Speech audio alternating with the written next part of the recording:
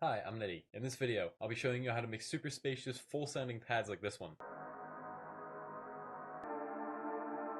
This will be done with my pad rack, which is free to download, link in the description. First, I'll show you an example of what kind of pads it makes. Then, I'll show you the effects that make up the rack and how the knobs on it change the sound. And lastly, I'll show you what kind of samples and melodies work best with this rack. So, let's do this. Okay, so first I'm going to show you some examples of what this does. It'll turn this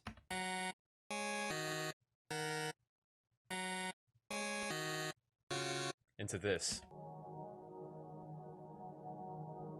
Okay, so the first thing you'll see when you open it up is this. These plugins that pop up are both free to download, and I'll leave a link to both of them in the description. Then you'll see that you have all these knobs to twist on the rack, but you might not know what they mean.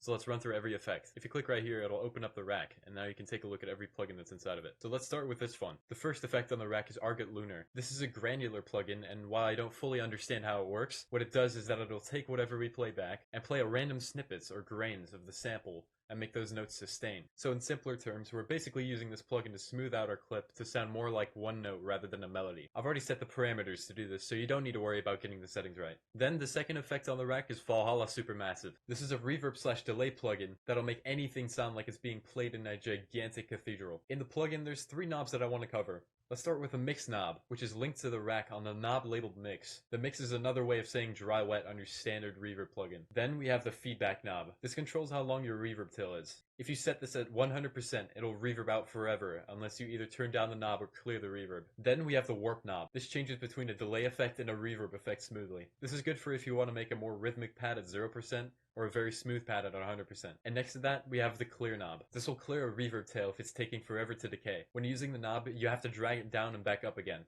If you keep it at 0%, Argot Lunar will stay disabled, so don't do that. Below all that, we have a low cut. This is just an EQ that cuts out low end if you want that. I have it set to 0 because I like having some low end in my pads. Then next to that, we have a high cut knob. This will do the same thing but with high end. I cut this off at 1 kHz to give it some mysterious flavor. And lastly, we have a knob called volume. Pretty simple. If your pad is a little quiet, you can just turn it up. This is done with a limiter so it won't clip. And that's everything in the rack. Now I'll show you what kind of melodies and samples work well with this. Plucky melodies work well because they have a quick decay, which will create an inconsistent texture, which is exactly what we want. I'll show you some samples that work really well for the pad rack. I'm just gonna grab one from Somatics.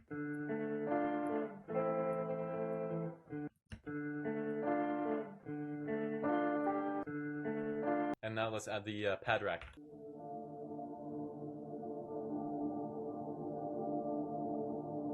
The way you'd export these pads is I would make a new audio track and then go to external in and then set it to whatever you're using for this melody. And then you arm it for recording and just record it. And there you go. Now you have a pad. You can also mess around with it, like pitching it an octave down. And that's already like a super cinematic thing. Or you could pitch it an octave up, which might be cool for like dubstep or something like that. But now you can export it and add it to your sample library. Let's do another one.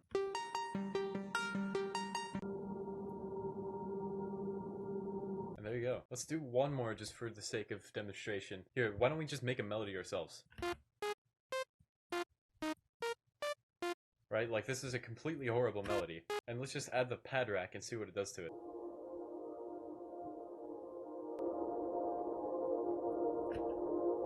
And that's my pad rack. I highly encourage you to download it and mess with different samples that you have. The links to everything you need are in the description below. Leave a comment down below if you like this video.